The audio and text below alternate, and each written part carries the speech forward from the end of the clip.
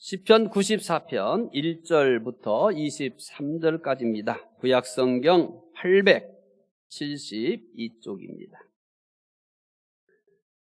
여호와여, 복수하시는 하나님이여, 복수하시는 하나님이여, 빛을 비추어 주소서. 세계를 심판하시는 주여, 일어나사 교만한 자들에게 마땅한 벌을 주소서. 여호와여, 악인이 언제까지 개가를 부르리까? 그들이 마구 짓거리며 오만하게 떠들며 죄악을 행하는 자들이 다 자만하나이다. 여호와여, 그들이 주의 백성을 짓밟으며 주의 소유를 곤고하게 하며 과부와 나그네를 죽이며 고아들을 살해하며 말하기를 여호와가 보지 못하며 야곱의 하나님이 알아차리지 못하리라 하나이다. 백성 중에 어리석은 자들아, 너희는 생각하라. 무지한 자들아, 너희가 언제나 지혜로울까? 길을 지으신 이가 듣지 아니하시랴? 눈을 만드신 이가 보지 아니하시랴? 뭇 백성을 징벌하시는 이, 곧 지식으로 사람을 교훈하시는 이가 징벌하지 아니하시랴? 여호와께서는 사람의 생각이 허무함을 아시느니라. 여호와여, 주로부터 징벌을 받으며 주의 법으로 교훈하심을 받는 자가 복이 있나니, 이런 사람에게는 환난의 날을 피하게 하사 악인을 위하여 구덩이를 팔 때까지 평안을 주시리다. 여호와께서는 자기 백성을 버리지 아니하시며 자기의 소유를 외면하지 아니하시리로다. 심판이 의로 돌아가리니 마음이 정직한 자가 다 따르리로다. 누가 나를 위하여 일어나서 행악자들을 치며 누가 나를 위하여 일어나서 악행하는 자들을 칠까? 여호와께서 내게 도움이 되지 아니하셨다면 내 영혼이 벌써 침묵 속에 잠겼으리로다. 여호와여, 나의 발이 미끄러진다고 말할 때 주의 인자심이 나를 붙드셨사오며 내 속에 근심이 많을 때 주의 위안이 내 영혼을 즐겁게 하시나이다. 율례를 빙자하고 재난을 꾸미는 악한 재판장이 어찌 주와 어울리리까? 그들이 모여 의인의 영혼을 치려하며 무죄한 자를 정죄하여 피를 흘리려 하나, 여호와는 나의 요새시요 나의 하나님은 내가 피할 반석이시라. 그들의 죄악을 그들에게 되돌리시며 그들의 악으로 말미암아 그들을 끊으시리니 여호와 우리 하나님이 그들을 끊으시리로다. 아멘. 오늘 주일 예배 드리는 우리 중부 가족 모두에게 회복의 은혜가 있으시기를 바랍니다. 겨울의 추위를 잘 이기는 것으로 알려진 인동초가 있습니다. 인동초라고 해서 풀로 오해할 수 있겠는데, 인동초는 풀이 아니라 덩굴나무입니다. 화면에 인동초 꽃이 나오고 있죠. 인동초는 척박한 땅이나 산 기슭에서도 잘 자랍니다. 특히 남부지방에서는 겨울에도 잎이 생생하게 살아있어 풍파를 이겨내는 강한 힘을 상징하기도 합니다. 그런데 인동초의 또 다른 이름이 있습니다.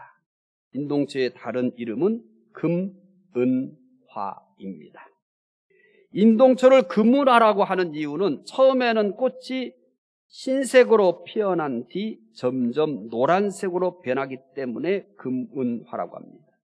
화면에 나와 있는 꽃이 처음 맨 앞 끝부분에 보면 피려고 하는 것이 있고, 그 다음에 하얀 꽃으로 핀 게 있고요. 그 다음에 끝부분에는 노란색이 있어요. 저대로 있는 게 아니라 점차적으로 하얀색으로 폈다가 노란색으로 꽃이 변합니다. 그래서 금은화라고도 합니다. 인동초를 험한 풍파를 이겨내는 강한 힘을 상징한다고 말씀을 드렸습니다. 오늘 시편 94편의 저자의 믿음이 이와 비슷합니다. 그래서 저는 시편 94편 저자를 인동초 같은 믿음을 가진 사람이라고 소개하고 싶습니다. 그래서 오늘 말씀의 제목이 인동초 같은 믿음이라고 하였습니다. 94편의 저자를 인동초 같은 믿음을 가진 분이라고 하는 것을 곧 확인하게 될 것입니다. 94편의 저자의 상태부터 확인해 보겠습니다. 94편 3절입니다. 여호와여, 악인이 언제까지 개가를 부르리까? 시편 94편의 저자는 여호와여 언제까지 하면서 탄식을 합니다. 언제까지라는 말을 우리가 그렇게 흔하게 사용하는 것은 아닙니다. 부모들이 자녀들에게 뭔가를 책망할 때 이렇게 얘기하죠. 너 언제까지 그럴 거야? 너 언제까지 그렇게 살 거야? 이렇게 말합니다. 물론 이렇게 너 언제까지 그렇게 살래? 라고 할 때도 언제까지라는 이 단어를 내가 선택해야 되겠다라고 의도적으로 계획해서 사용하는 것은 아닙니다. 마음이 답답할 때, 속이 상할 때 부모들이 가끔 자녀들을 향해서 너 언제까지 그렇게 사니? 너 언제까지 그럴 거야? 이렇게 말하는 겁니다. 그러니까 사실 언제까지라고 하는 말 자체가 별로 그렇게 기분 좋게 느껴지는 단어가 아니에요. 그래서 자주 사용하는 단어가 아닙니다. 부모가 자녀들에게 너 언제까지 그럴 거야? 이렇게 얘기해 듣는 자녀가 기분이 별로 안 좋아요. 그런데 지금 94편의 저자는 누구한테 이렇게 얘기하는 겁니까? 부모가 자녀들에게 언제까지라는 단어를 써도 듣는 자녀들이 기분이 별로 좋지 않을 텐데, 그런데 지금 94편의 저자는 하나님을 향하여 언제까지라고 말하고 있는 겁니다. 물론 시편 94편의 저자도 하나님에게 이런 불경건한 단어를 쓰려고 계획적으로 그런 건 아닐 거예요. 상황이 답답하다 보니까 자기도 모르게 속에서 튀어나온 단어가 언제까지라고 하는 탄식이 아닐까 생각합니다. 언제까지라고 하는 말 속에는 충분히 상황을 짐작할 수 있는 것들을 함축하고 있습니다. 시편 94편의 저자가 어떤 상황에 있는지 아직 구체적으로 살펴보지는 않았지만 우리가 충분히 짐작하기는 굉장히 안 좋구나, 이거를 짐작할 수 있습니다. 언제까지라고 하는 것은 바로 하나님의 침묵에 대한 탄식입니다. 상황이 좋으면 하나님의 침묵을 느끼지 못합니다. 하는 일이 잘 되고 마음이 평안해요. 그런데 물론 그때도 하나님이 침묵하고 있었지만 일이 잘 되고 마음이 편안하면 아무도 하나님의 침묵을 인지하지 못합니다. 그럼 어떤 때 하나님의 침묵을 뼈저리게 느끼냐면 상황이 좋지 않을 때. 상황이 좋을 때는 그 누구도 하나님의 침묵을 눈치채거나 인식하지 못합니다. 하지만 고난이 심할수록 하나님의 침묵을 더 강하게 느낍니다. 더 심각하게 느낍니다. 시편 94편의 저자가 언제까지냐고 탄식하는 것은 상황이 참 좋지 않다는 것입니다. 일상적으로 상황이 좋지 않다, 이렇게 표현할 수 있는 정도가 아닙니다. 아주 안 좋다는 거예요. 견디기 어려울 정도로 안 좋다는 거예요. 시편 94편의 저자는 하나님의 침묵에 언제까지라고 탄식하고 있는 것만은 아닙니다. 이제 18절을 보면은 이렇게 표현합니다. 시편 94편 18절입니다. 여호와여, 나의 발이 미끄러진다고 말할 때 주의 인자심이 나를 붙드셨사오니. 시편 94편의 저자는 미끄러진다라고 합니다. 미끄러진다고 하는 것은 길이 얼어서 그런 것이 아닙니다. 길이 이렇게 비탈져 있어서 그 비탈진 길 때문에 그런 것도 아닙니다. 현재 상황이 어렵기 때문에 미끄러진다라고 표현하고 있는 겁니다. 시편 74편의 저자도 악인들이 잘 되는 것을 보고 내가 미끄러질 뻔했다라고 그렇게 고백합니다. 시편 74편의 저자는 악인들은 하는 일마다 잘 되는 거예요. 그런데 의롭게 살고자 각오했던 자신은 하는 일마다 되는 게 없는 거예요. 이게 도대체 어떻게 되어진 세상인가? 이게 도대체 어떻게 되어진 일인가에 대해서 의혹을 품고 시편 74편의 저자는 내가 미끄러질 뻔했다라고 탄식을 합니다. 오늘 우리도 미끄러질 뻔한 일들이 참 많습니다. 어쩌면 우리의 인생을 사는 길이 얼음 위를 걷는 것처럼 미끄러운 일들이 다반사일 수도 있습니다. 미끄러진다는 느낌을 갖지 않고 인생을 사는 사람은 아무도 없습니다. 끊임없이 우리는 인생을 살면서 얼음 위에 미끄러지듯이 그렇게 미끄러지는 일들을 자주 경험합니다. 오늘 예배드리는 우리 중북 가족 가운데서도 지난주에도 미끄러질 뻔한 일을 겪으며 살다가 오늘 예배드리러 오신 분도 있을 것입니다. 시편 94편의 저자의 상황을 알 수 있는 표현이 또 있습니다. 19절입니다. 시편 94편 19절. 내 속에 근심이 많을 때 주의 위안이 내 영혼을 즐겁게 하시나이. 94편의 저자는 근심이 많다고 합니다. 근심이 많은 것도 현재의 상황 때문입니다.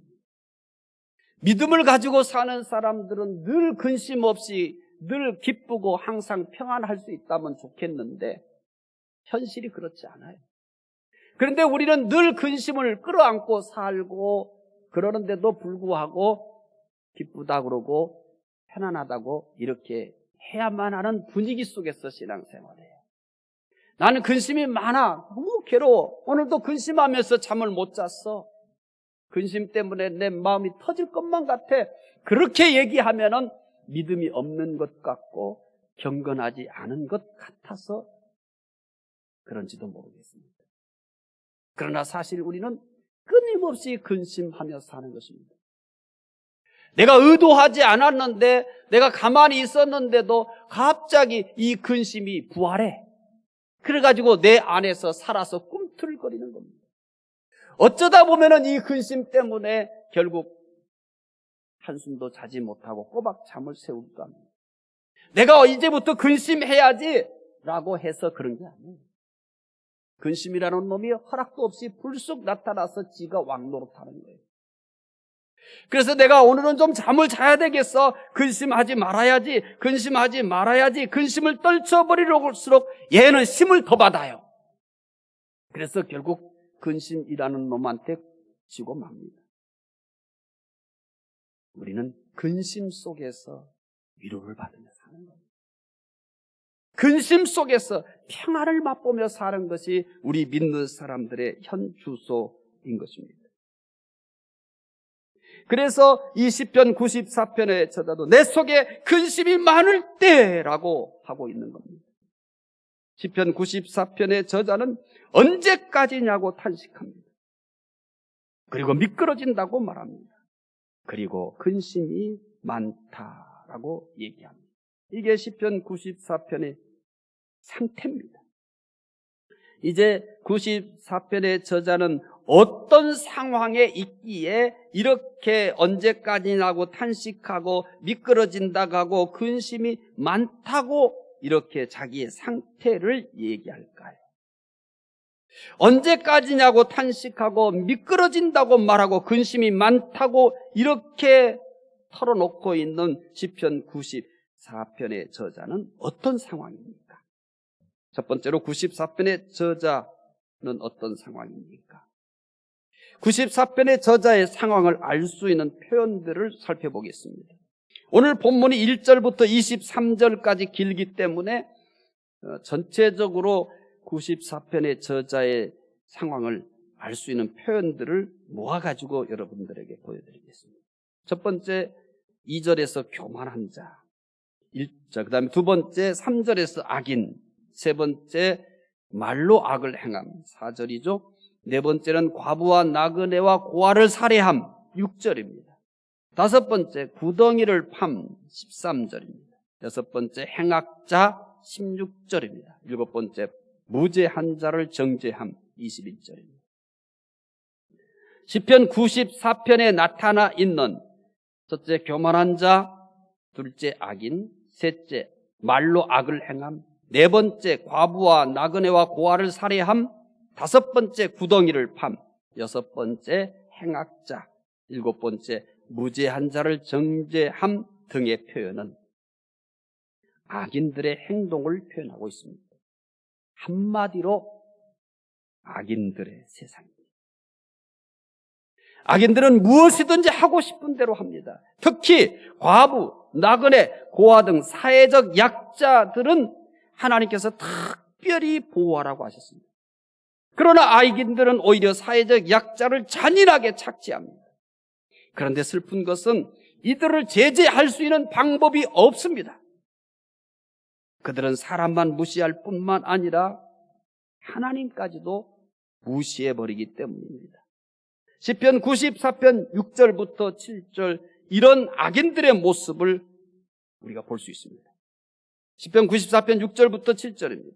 과부와 나그네를 죽이며 고아를 살해하며 말하기를 여호와가 보지 못하며 야곱의 하나님이 알아차리지 못하리라 하나이다.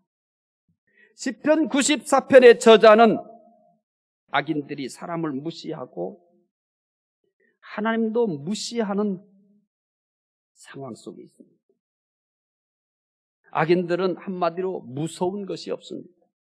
그들은 거침없이 악을 행합니다. 사람도 무시하고 하나님도 무시하는데 뭐가 무섭겠습니까? 뭐가 방해물이 되겠습니까? 그들은 거침없이 그들이 하고 싶은 대로 다 하면서 세상을 휘젓고 있습니다. 그런데 더 충격적인 것이 기다리고 있습니다. 이런 악인들의 정체입니다. 악인들의 정체는 누구일까요? 시편 94편 20절에서 이 악인의 정체를 드러냅니다.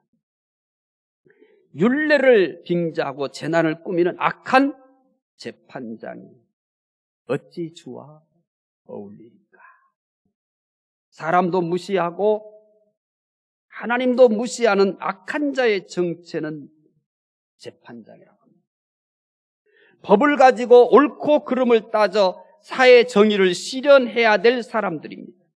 그런데 이 법을 가지고 자기 이익만 추구합니다. 법을 가지고 사회적 약자를 착취합니다. 이것은 시편 94편의 저자가 살던 때만은 아닙니다. 이스라엘 역사를 초월해서 나타난 가장 큰 악 중에 하나입니다. 그래서 대부분의 선지자들은 이 부분에 대해서 항상 지적하면서 외칩니다. 특히 이사야, 아모스, 미가 선지자 등은 이 부분에 대해서 더 아주 강하게 외칩니다.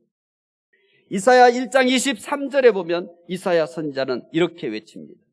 내 고관들은 패역하여 도둑과 짝하며 다 뇌물을 사랑하며 예물을 구하며 고아를 위하여 신원하지 아니하며 과부의 송사를 수리하지 아니하는도다. 이 고관들, 특히 재판을 하는 사람들입니다. 왜냐하면 송사를 수리하지 아니했다. 고아들을 위해 신원하지 아니했다라고 얘기합니다. 적어도 한 사회에 있어서 정의와 그리고 사회적 약자들의 보호자와 같은 역할을 해야 할 곳이 바로 법을 다루는 곳입니다. 그런데 이사야 선지자는 이런 이들이 오히려 더 약한 사람들을 학대했다고 얘기합니다. 이사야 선지자만 그런 것은 아닙니다. 아모스도 아모스 5장 12절에 이렇게 외칩니다.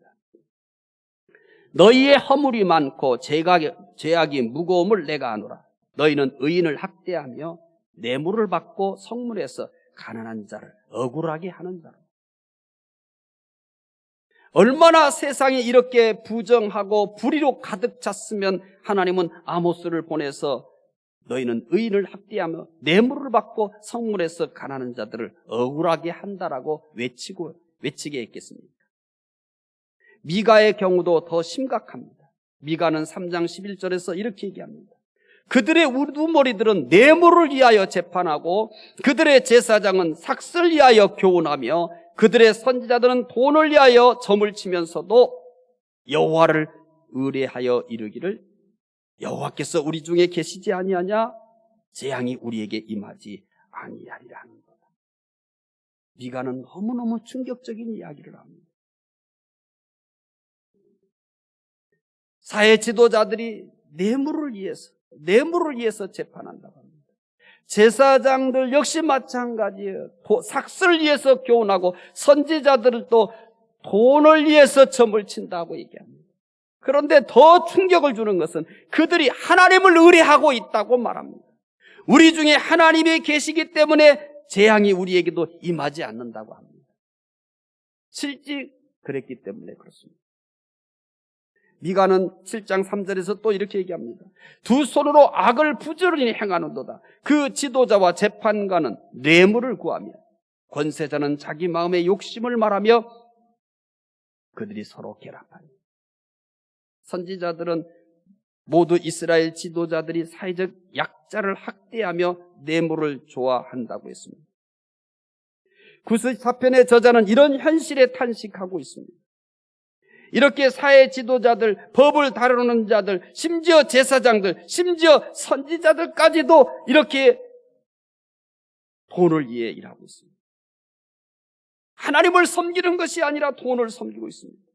돈을 위해서라면 무엇이든지 할 수 있는 세상이 되어버렸습니다.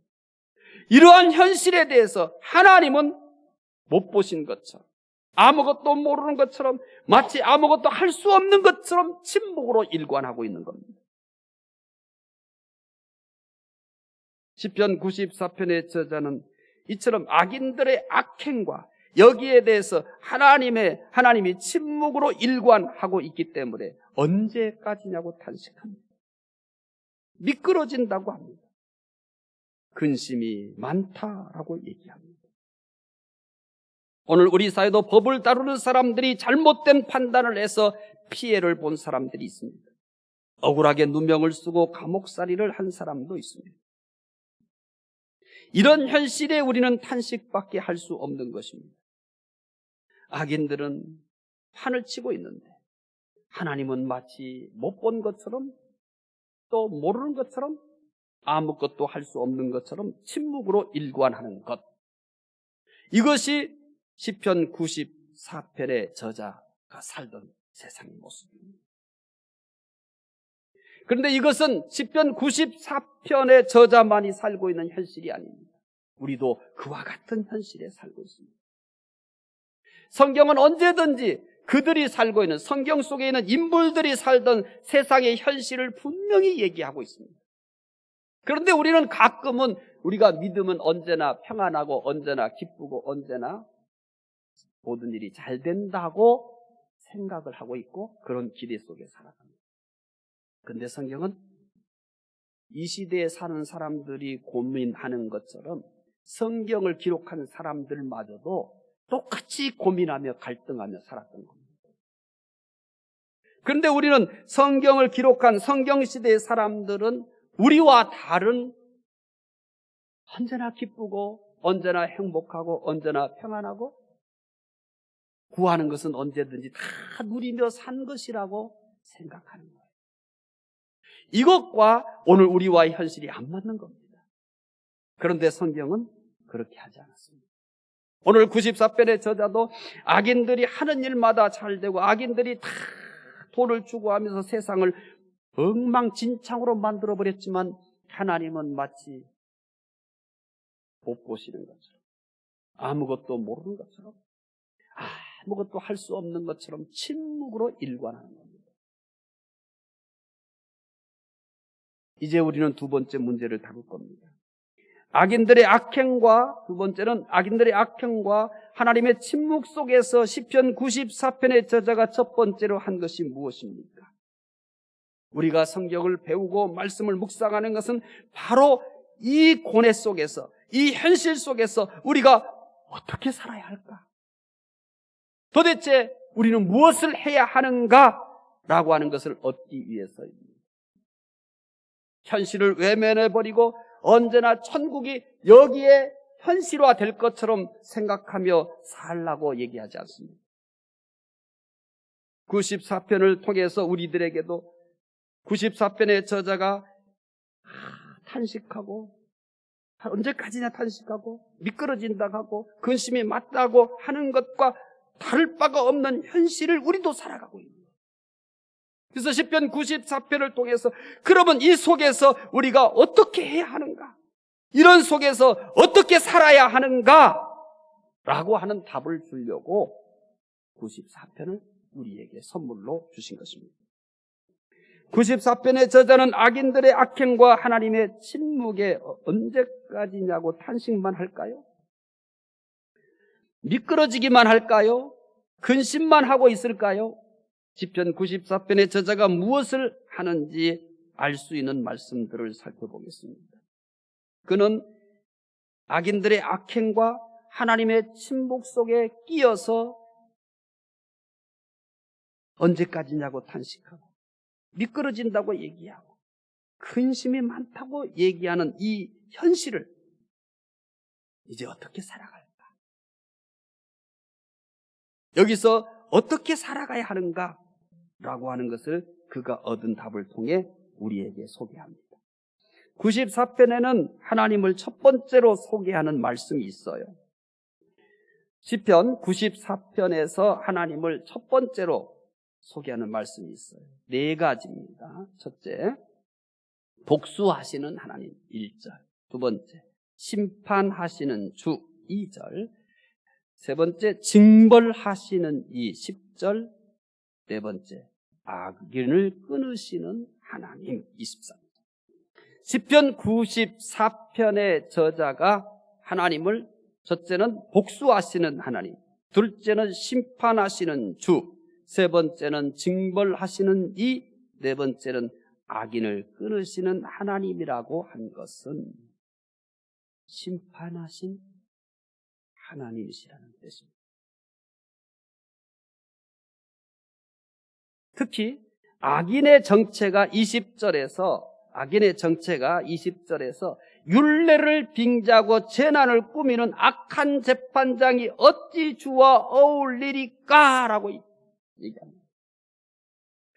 이러한 악한 세상, 악인들이 판을 치는 세상의 대표적 인물로 누구를 등장시켰냐면 재판장을 등장시켰습니다. 이들은 돈을 위해 재판합니다. 사회적 약자들을 학대합니다. 그 대표적 인물로 재판장을 등장시킨 거예요. 세상의 재판장은 불의한 판단을 하기도 합니다. 심지어 과부와 나그네와 고아를 학대하며 살해까지 합니다. 이에 대해서 시편 94편은 그래? 하면서 하나님을 소개하는데 어떤 하나님으로 소개할까요? 이 재판장이 이렇게 가난한 사람들, 사회적 약자들을 착취하고 학대하며 불의하게 재판한다라고 20절에 이 재판장을 등장시킨 다음에 여기에 맞짱 뜨자! 하면서 등장시킨 것이 뭐냐면 심판하시는 하나님. 네가 그렇게 재판해? 오늘 본문의 말씀의 가장 중요한 포인트입니다. 세상에 이런 사람들에 의해서 좌지우지되냐? 네가 재판장이야? 그래? 진짜 재판장을 한번 보여주마 하면서 하나님을 등장시킨 겁니다. 그래서 복수하시는 하나님, 심판하시는 하나님, 징벌하시는 하나님, 그리고 23절에 충격적으로도 이렇게 딱 끝내버립니다. 시편 23절이 어떻게 끝나요? 우리 하나님이 그들을 끊으시리로다. 이렇게 하면서 시가 끝나버립니다. 20절에서 이 악행의 대표 주자로서 재판장을 등장시킨 다음에 그래, 진짜 재판장이 누군지 내가 보여주마. 너 기다려. 그래서 심판하시는 하나님을 등장시키면서 두 개가 대결하게 만들어버립니다. 세상의 재판관은 불의하게 심판하지만 하나님은 결국 정의로 심판하실 것이라는 것입니다. 시편 94편의 저자는 악인들의 악행과 하나님의 침묵 속에서도 하나님의 심판을 믿었습니다. 특히 악인들이 7절에서 여호와가 보지 못하며 야곱의 하나님이 알아차리지 못하리라 하나이다라고 했다고 합니다. 이에 대해 94편의 저자는 까불지 마라. 마치 이런 듯이 7절에서 여호와가 보지 못하며 야곱의 하나님이 알아차리지 못하리라고 하는 이 악인들, 이 재판장이 이렇게 말하는 것에 대해서 시편 94편의 저자는 9절에서 이렇게 고백합니다. 9절에 길을 지으신 이가 듣지 아니하시랴?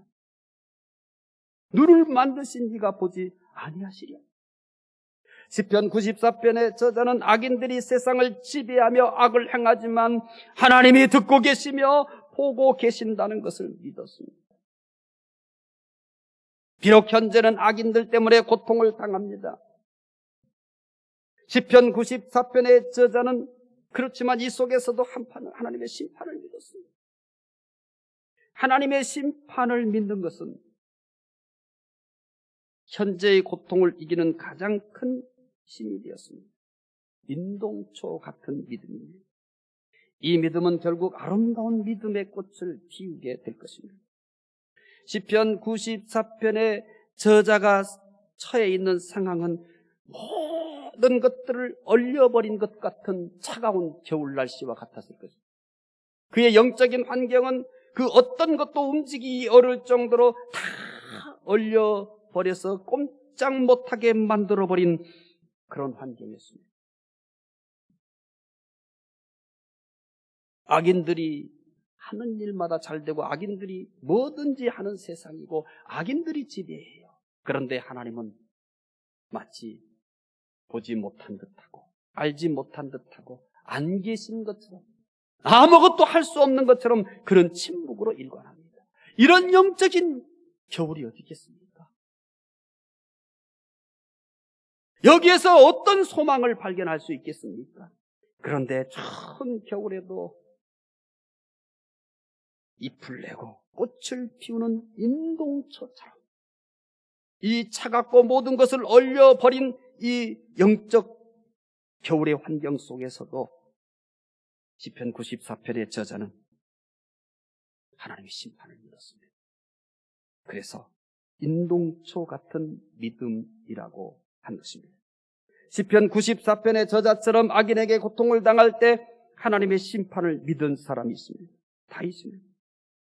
다윗이 사울에게 쫓길 때입니다. 다윗이 사울에게 쫓길 때이지만 다윗이 사울을 죽일 수 있는 기회가 2번이나 있었습니다.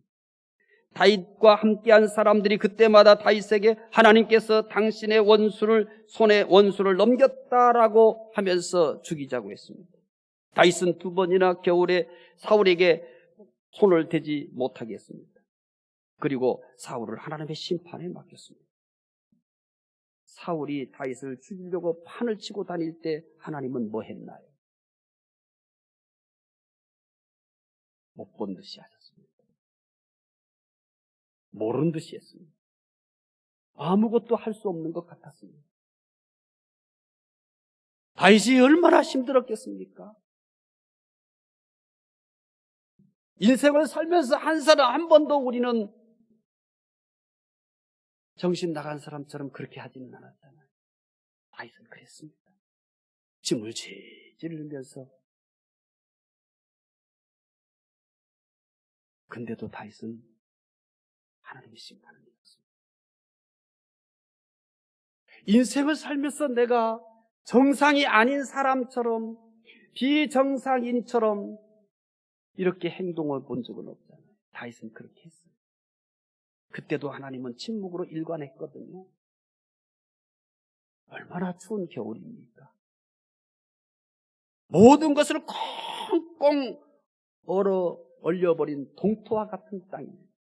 이런 영적 겨울을 만났음에도 불구하고 다윗은 변함없이 그가 심판하셨습니다. 하나님의 심판을 믿었던 것입니다. 인동초와 같은 믿음입니다. 오늘 우리는 시편 94편의 저자가 살 때보다 더 악인이 많은 때를 살고 있습니다. 악인이 많기만 한 것이 아닙니다. 악인들이 부와 권세를 다 가지고 있습니다. 따라서 시편 94편의 저자가 시편을 쓸 때보다 사실 현재가 더 고통스럽습니다.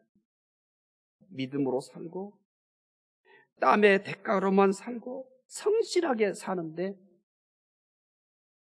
그렇게 사는 것이 편치는 않습니다.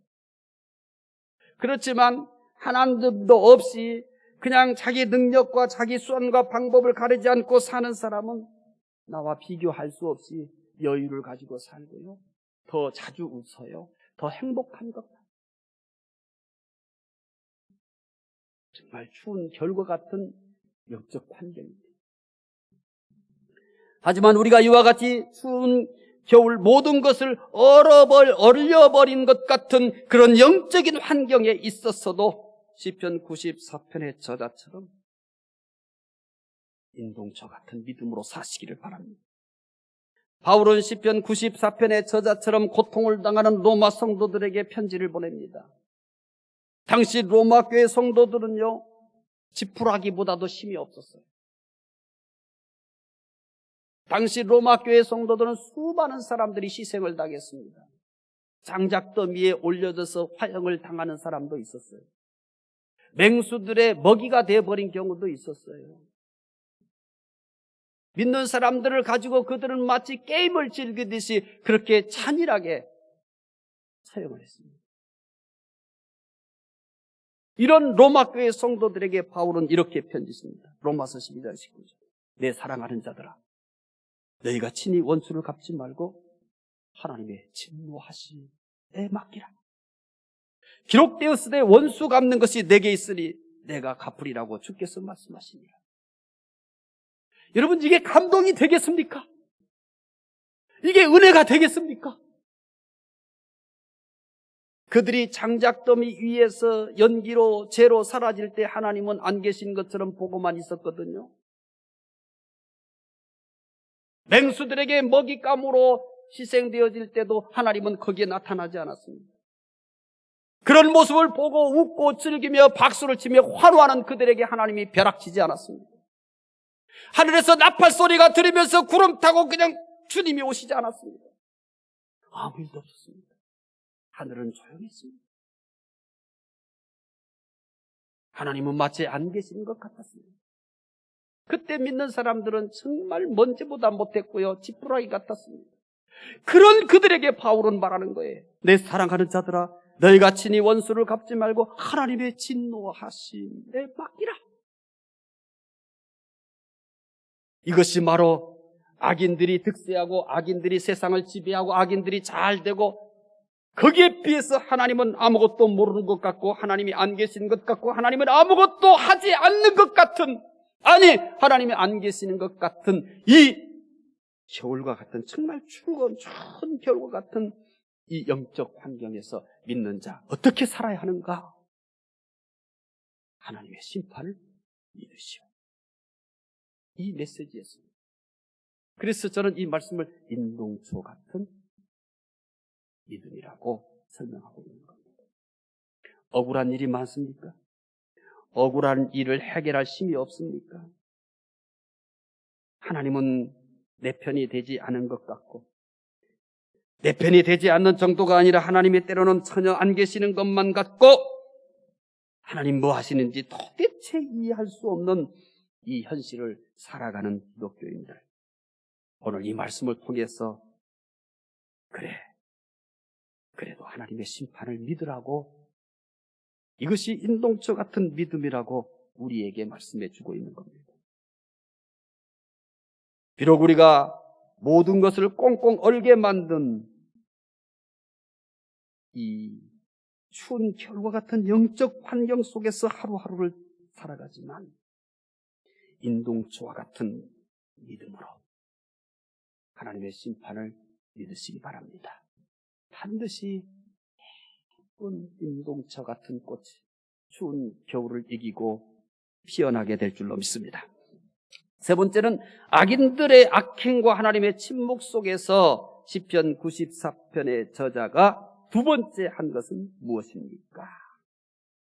악인들은 마치 자기들 세상인 것처럼 마음대로 행동합니다. 과부와 나그네와 고아를 학대할 때는 마치 하나님이 안 계시는 것 같았습니다. 악인들이 하나님도 이기는 것 같았습니다. 그들이 하나님인 것만 같습니다. 시편 94편의 저자는 이런 세상 속에서도 인동처처럼 아름다운 신앙을 고백합니다. 하나님의 심판을 믿었습니다. 시편 94편의 저자에게는 인동적같이 아름다운 믿음이 또 있습니다. 그의 또 다른 믿음은 무엇일까요? 94편에는 심판하시는 하나님 외에 하나님을 또 다르게 소개합니다. 시편 94편에서 하나님을 두 번째로 소개하는 말씀 역시 모아서 보여드리겠습니다. 첫째, 자기의 백성을 버리지 아니하시는 하나님 14절. 두 번째, 도우시는 하나님 17절. 세 번째, 붙드시는 하나님 18절. 네 번째, 위로하시는 하나님 19절. 시편 94편의 저자가 하나님을 자기 백성을 버리지 아니하시는 하나님, 두 번째, 도우시는 하나님, 세 번째, 붙드시는 하나님, 네 번째, 위로하시는 하나님이라고 한 것은 도우시는 하나님이시라는 겁니다. 시편 94편의 저자는 악인들의 악행과 하나님의 침묵 속에서도 하나님께서 도우실 것을 믿었습니다. 악인들이 지배하는 세상입니다. 자기들이 하고 싶은 것은 가리지 않고 합니다. 과부와 나그네, 고아를 살해하기까지 합니다. 하나님은 마치 안 계신 것처럼 침묵으로 일관합니다. 시편 94편의 저자는 이런 상황에서도 하나님께서 도우실 것을 믿었습니다. 그래서 시편 94편의 저자의 믿음을 추운 겨울을 다 이기고 예쁜 꽃을 피우는 인동처 같다고 하는 것입니다. 시편 94편의 저자와 같이 하나님을 느낄 수도 없고 볼 수도 없는 상황에서도 하나님의 도우심을 믿을 때 믿음이 아름다운 꽃을 피울 수 있습니다. 다윗에게서 똑같은 모습을 볼 수 있어요. 다윗은 시편 27편 9절에서 이렇게 고백합니다.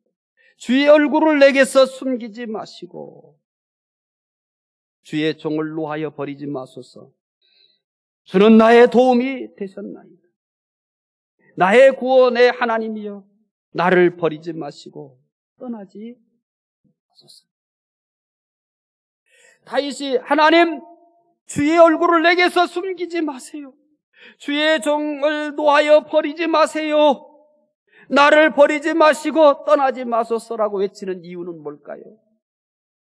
하나님이 숨은 것 같지 않은데 숨지 말라고 하겠습니까? 다윗을 버린 것 같지 않는데 하나님 나를 버리지 마소서라고 할까요? 다윗에게서 하나님이 떠나지 않았는데 떠나지 마소서라고 할까요? 그의 상황은 하나님이 숨은 것 같고 자신을 버린 것 같고 자신에게서 떠나버린 것만 같은 환경입니다. 그런데 이 환경에서 다윗이 고백한 게 뭐예요? 이 환경에서 내가 하나님께 뭐라고 고백해봤습니까? 하나님이 나에 대해서 숨은 것 같아요. 하나님이 나에 대해서 나를 버린 것 같아요. 하나님이 날 떠나버린 것 같아요. 그 상황에서 내가 하나님에 대해서 고백한 것을 한번 회상해 보세요. 우리는 다 그런 일을 경험하며 사는 겁니다. 하나님이 언제나 나와 함께하고 하나님이 나의 아버지이고 내가 하나님이 옆에 있는 것처럼 언제나 내가 이렇게 느끼고 감동하며 은혜가 폭포수처럼 쏟아지는 그런 상황에서 살아가는 건 아닙니다. 때로는 정말 나 혼자 버려진 것 같아요. 하나님 계시긴 하는 걸까? 그는 어디 계실까? 그는 무엇을 하실까? 그는 나를 아는가? 이게 여러분 믿음이 없어서 느끼는 감정이 아니에요. 경건하지 못하기 때문에 그런 게 아니에요. 다윗도 이렇게 얘기하잖아요. 하나님 내게서 숨지 마세요. 하나님 날 버리지 마세요. 하나님 나 떠나지 마세요. 왜 이래요? 그렇게 느끼니까. 그런데 그렇게 느끼면서도 주는 나의 도움이 되셨나이다라는 고백을 합니다. 다윗은 시편 94편의 저자와 비슷한 환경에 있었던 겁니다. 악인들이 세상을 지배합니다. 다윗의 생명까지 노립니다. 다윗은 악인들을 대적할 힘이 없습니다. 다윗이 비록 절박한 상황에 있었지만 하나님의 도우심을 믿었습니다. 인동초 같은 믿음입니다. 다윗의 이 믿음은 결국 아름다운 믿음의 꽃을 피우게 된 것입니다. 우리가 사는 세상도 악인들이 성공합니다. 악인들이 세상을 지배하고 있는 것 같습니다. 하나님은 아무 힘이 없거나 안 계신 것 같습니다. 이럴 때 우리는 가장 무력감을 느낍니다. 모든 것에서 손을 놓고 멍하니 허공만 바라봅니다. 그런데 이때야말로 하나님의 도우심을 믿어야 할 때입니다. 언제 우리가 하나님의 도우심을 믿을까요? 바로 이때입니다. 이런 때야말로 인동초 같은 믿음을 보여할 때입니다. 이럴 때 하나님의 도우심을 믿으면 반드시 아름다운 믿음의 꽃을 피우게 될 것입니다. 시편 94편의 저자가 지금 그렇습니다. 인동초 꽃을 기억하십시오. 다시 한번 꽃을 보여드리겠습니다. 시편 94편 저자의 믿음이 인동초와 같기 때문에 다시 이 그림을 그려 여러분들에게 보여드리는 것은 여러분 마음속에 이런 믿음으로 살라고 각인시켜 드리고 싶습니다. 악인들은 왕처럼 행동합니다. 세상을 마음대로 움직일 수 있는 것처럼 설칩니다. 과부와 나그네와 고아를 학대하며 살해까지 합니다. 이들은 법을 가지고 자기들 마음대로 사람들을 판단할 수 있습니다. 여기에 하나님은 안 계신 것처럼 침묵으로 일관합니다. 시편 94편의 저자는 언제까지냐고 탄식합니다. 미끄러진다고 합니다. 근심이 많다고 합니다. 시편 94편의 저자는 이런 상황에서도 두 가지를 믿었습니다. 하나님의 심판을 믿었습니다. 세상의 재판관이 왕인 것처럼 세상의 재판관이 모든 것을 다 마음대로 할 수 있는 것처럼 할 때 그런 하나님의 심판을 믿었습니다. 그리고 하나님의 도우심을 믿었습니다. 시편 94편의 저자는 추운 겨울을 이기고 예쁜 꽃을 피우는 인동초 같은 믿음을 가지고 있었습니다. 그의 믿음이 아름다운 꽃을 피웠습니다. 중국 가족 여러분, 어떤 어려운 상황에서도 하나님의 심판을 믿고 하나님의 도우심을 믿는 인동초 같은 믿음으로 사시기 바랍니다. 반드시 아름다운 믿음의 꽃을 피우게 될 것입니다. 기도하겠습니다. 하나님, 시편 94편의 저자는 악인들이 지배하는 세상 속에서 고통을 당합니다. 그런데 하나님은 침묵으로 일관합니다. 추운 겨울과 같습니다. 모든 것이 다 얼어버린 희망 없는 동토의 땅과 같습니다. 그런데 이 속에서도 하나님의 심판을 믿었습니다. 하나님의 도우심을 믿었습니다. 추운 겨울을 이기고 예쁜 꽃을 피우는 인동초와 같은 믿음의 모습을 보여줬습니다. 하나님, 94편의 저자가 보여준 인동초와 같은 믿음, 우리 중국 가족들에게도 이런 믿음 주시옵소서. 감사하며 예수님 이름으로 기도드리옵나이다. 아멘.